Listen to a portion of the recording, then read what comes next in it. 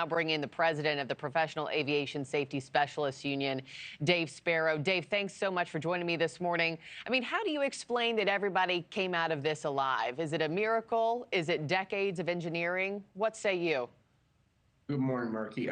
Look, I think it's fantastic that everyone was able to get out of that plane. I'm sure it's a combination of things. I think the flight crew, obviously the flight attendants who are trained to do their job, got everybody off that plane, and we're very happy to see that happened. Yeah, it's just remarkable to see the footage and to know that everybody is going to live. Of course, investigators are now focused on the evidence. What do you think they'll be looking for to help piece together exactly what happened? You know, we're always thoughtful about making sure that we don't weigh in as to the outcome of these sorts of things. Here in the United States, the NTSB is the authority on these sorts of matters. They go in there and they pull the whole thing apart and look at every aspect of the crash and make sure that they go by evidence and come up with the outcome. So you can never really tell what this is all about, and we're always careful to make sure that we wait for the professionals to come to their conclusions. Yeah, the other thing I keep thinking about is just the weather here. Everybody's wondering if that played a role, but Toronto is used to gnarly winters and weather conditions. If you were heading up this investigation, I mean, nearly 24 hours later now, where would your focus be this morning?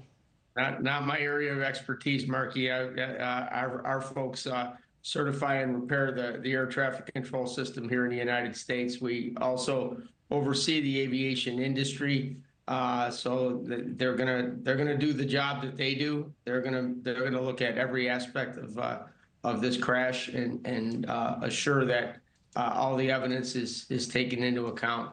Mm-hmm. What will you be looking for just in the days and weeks to come, and when do you think folks might see any sort of answers?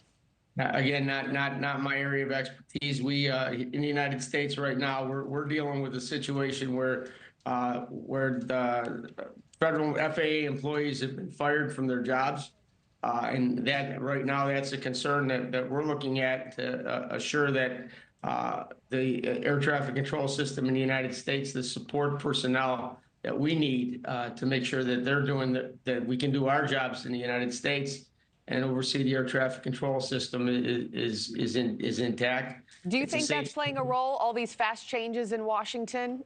You know, quick firings, is that playing a role in the fact that we've had 7 crashes in 20 days? I think the air traffic control system in the United States is safe, and I think everyone works with integrity, and we're all professionals. And I think the system is safe. You never know why these sorts of things happen in these kinds of bunches, but our concern right now is especially in the aviation system in the United States.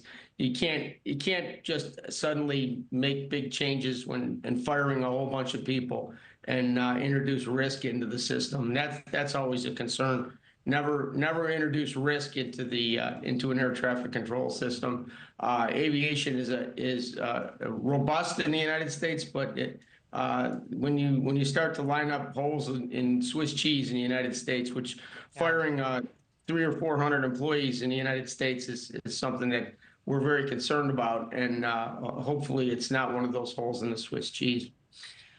Dave Spero, I got to end it there, but thank you so much, sir, for your time this morning. It's greatly appreciated.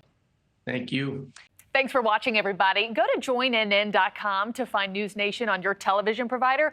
Also, don't forget to click that red subscribe button below to get more of NewsNation's fact-driven, unbiased coverage.